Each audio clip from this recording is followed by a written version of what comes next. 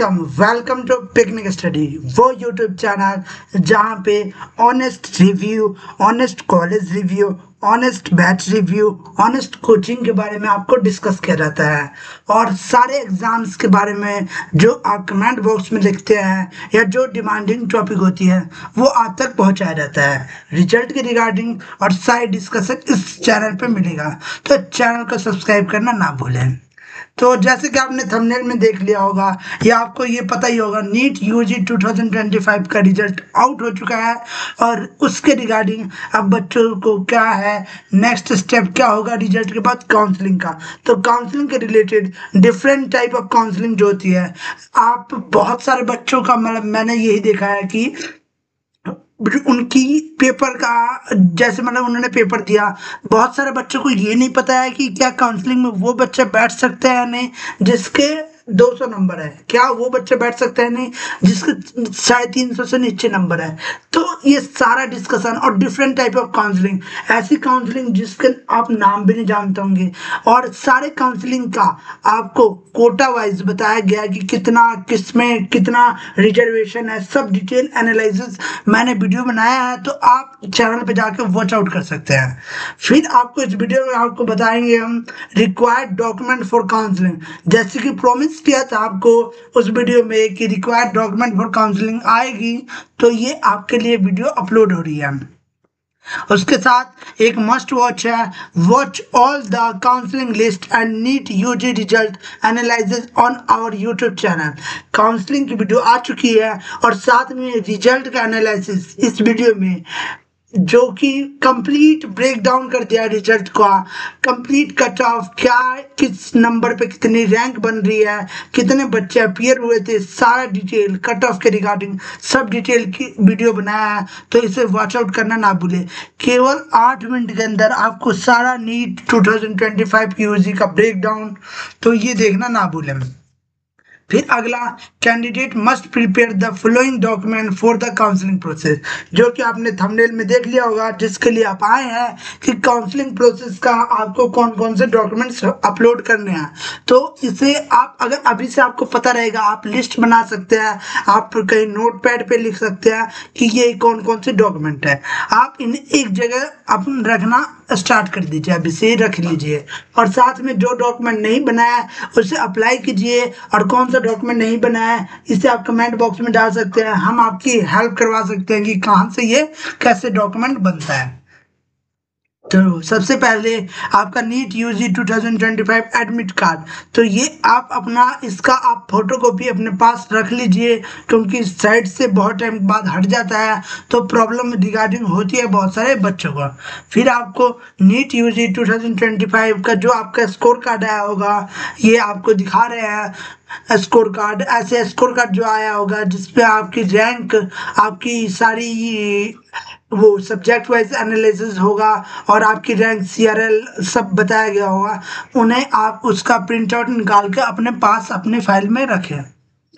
Third document क्या है, class 10th की मार्कशीट, वो किस लिए, सब as a proof of date of birth, DOB के लिए सबसे इम्पोर्टेंट आपका ये क्लास 10th की मार्कशीट है, जो कि एकदम कंपलसरी है आपके ये काउंसलिंग प्रोसेस के लिए। फिर अगला डॉक्यूमेंट की बात करते हैं, तो class 12th marksheet required for academic eligibility verification, आपकी एकेडमिक वेरिफिकेशन के लिए आपकी बहुत ही रिक्वायरमेंट डॉक्यूमेंट क्या है, आपकी क्लास 12th की मार्कशीट। तो अगर आपने अभी 12th की मार्कशीट नहीं लाया है कॉलेज अपने स्कूल से, तो अपने स्कूल से जाइए, उसका मार्कशीट लाइए, उसके साथ में आप उसकी फोटोकॉपी भी करा के साथ में रखिएगा, ये मस्ट है। आप उसको एक फाइल में और उसकी फोटोकॉपी करा के साथ में रखिएगा, और ये कोशिश करिए कि जल्द से जल्द आप स्कूल से पूछे कि आपकी मार्कशीट आई है नहीं, और उसे ला के अपने पास रखें, क्योंकि काउंसलिंग में टाइमिंग कम होती है, तो उसके लिए इम्पोर्टेंट है। फिर वैलिड गवर्नमेंट आईडी प्रूफ, इनमें से आप कोई भी गवर्नमेंट आईडी प्रूफ हो जाएगा, आपको ऑप्शनल्स है तो चलेगा, जैसे कि ऑप्शंस इंक्लूडेड आधार कार्ड, पैन कार्ड, पासपोर्ट और वोटर आईडी। इन 4 डॉक्यूमेंट में आपको एक डॉक्यूमेंट होना कंपलसरी है। तो इनमें आप देख लीजिए आप पे क्या है, आपको हमने इमेज के थ्रू पूरा वेरीफाई कर दिया है कि हाँ आपको कोई डाउट ना बचे। फिर अगला क्या है, 8 passport size photo, 8 passport size photo, और वो same as the one affixed on NEET application form. जो आपकी नीट एप्लीकेशन फॉर्म थी, आप जिस भी काउंसलिंग की फॉर्म भरते हैं तो सेम फोटो होना चाहिए, सेम मतलब सेम। तो उस फोटो को आप निकलवा लीजिए और उसकी मिनिमम 8 कॉपीज आपके पास होने चाहिए, जो रिजल्ट के आपके एंट्री ऑफ द कॉलेज तक लगेंगे। और आपको ये बताएंगे कि आपको जो कॉलेज चाहिए, आप हमें कमेंट बॉक्स में डालें कि मेरे नंबर ये आए, मैं आपको सजेस्ट कर सकता हूँ जो आपको कॉलेज आप डिज़र्व कर रहे हैं, आप उसकी मैं लिस्ट आपको शेयर कर सकता हूँ। फिर आपको प्रोविजनल अलॉटमेंट लेटर आएगा, जो आप काउंसलिंग भरेंगे उसका प्रोविजनल अलॉटमेंट लेटर आएगा। जैसे कि आप देख रहे होंगे, ये मैंने किसी और एग्जाम का लगाया है, तो ऐसी सेम आता है नीट का भी। तो आप उसका क्या करेंगे, प्रिंट आउट निकाल के अपने पास रखेंगे, जो कि आपको जब आप काउंसलिंग की फॉर्म भरेंगे तो इम्पोर्टेंट है उस समय। फिर है कास्ट सर्टिफिकेट। तो कास्ट सर्टिफिकेट किन के लिए इंपॉर्टेंट है, for SC ST OBC issued by competent authority. तो ये कंपेटेंट अथॉरिटी, बहुत सारे बच्चों का ये डाउट है कि ये सर गवर्नमेंट का है या स्टेट का। तो ये अलग अलग काउंसलिंग में अलग अलग एलिजिबल रहता है, कि अगर आप पे सेंट्रल है तो ये हर जगह एलिजिबल होगा, अगर स्टेट काउंसलिंग है तो सब जगह वो सेंट्रल के मांगते हैं। मतलब बहुत से बच्चे ये डाउट में होंगे कि सेंट्रल और स्टेट भैया क्या बता रहे हो। तो ये आपका इश्यूड गवर्नमेंट साइड कौन सी है, कि आपको सेंट्रल गवर्नमेंट ने इशू किया है या फिर स्टेट गवर्नमेंट, ये इंपॉर्टेंट है। तो अगर आप पे सेंट्रल गवर्नमेंट है तो कोई दिक्कत नहीं है, अगर स्टेट गवर्नमेंट है तो आप जिस काउंसलिंग में बनने वाले हैं उसके बारे में सर्च करें कि आपको स्टेट काउंसलिंग, क्योंकि हर काउंसलिंग अलग अलग है। अगर स्टेट अथॉरिटीज़ की काउंसलिंग है तो वहाँ पे आपकी स्टेट अथॉरिटीज़ की आपकी डोमिसाइल और ये कास्ट सर्टिफिकेट चलेगा। Person with disability PWD certificate, अगर जो मेरे भाई बहन अगर ऐसे कोई है जो PWD सर्टिफिकेट है, PWD से अप्लाई किया था उसने, तो वो अपना PWD सर्टिफिकेट उस पर होना, यू अथॉरिटी, और वो भी medical authority issued by recognised, वो एक रिकॉग्नाइज्ड मेडिकल अथॉरिटी होना चाहिए। ऐसा नहीं कि आपने कहीं से भी बनवा लिया, एकदम रिकॉग्नाइज्ड होना चाहिए। ये बहुत, इसकी तो बहुत बार रीचेकिंग होती है, इसलिए इसका आपको अभी से इसका अपने पास रखना है अगर कोई PWD कैंडिडेट है तो। फिर कुछ एडिशनल डॉक्यूमेंट्स होते हैं इफ एप्लीकेबल। हाँ, बहुत सारे काउंसलिंग में लगता है, बहुत सारे काउंसलिंग में नहीं लगता है, तो ये एडिशनल डॉक्यूमेंट जो आपके पास होने ही चाहिए। तो ये है आपके EWS सर्टिफिकेट। हाँ, अगर आप candidate for a candidate applying under the economical weaker section category, अगर आप EWS जनरल कैटेगरी से हैं और आप पे EWS सर्टिफिकेट से आपने अप्लाई किया है एग्जाम को, तो अपना ये डॉक्यूमेंट लगाना ना भूले, जिससे आपको बहुत सारा फायदा होगा। EWS सर्टिफिकेट लगाना ना भूलें। EWS सर्टिफिकेट आपको होना मस्ट है। और ये आपको बता देते हैं कि आपका ये 1 अप्रैल 2025 के बाद का बना होना चाहिए। हाँ, ये मस्ट करिए, आप इसे री वेरीफाई करिए। 1 अप्रैल 2025 के बाद का बना होना चाहिए, आपका री वेरीफाई होना चाहिए 1 अप्रैल 2025 के बाद का।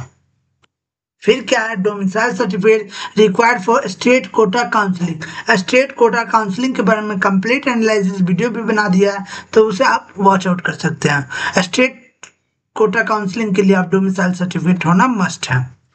फिर है आपका ट्रांसफर सर्टिफिकेट TC, जो कि स्कूल एजुकेशनल इंस्टीट्यूट आपका ये आपको देता है, issued by the last attend educational institute. जो आपका लास्ट क्लास आपने जहाँ से की थी वो आप अथॉरिटी एजुकेशनल इंस्टीट्यूट आपको देगा TC ट्रांसफर सर्टिफिकेट।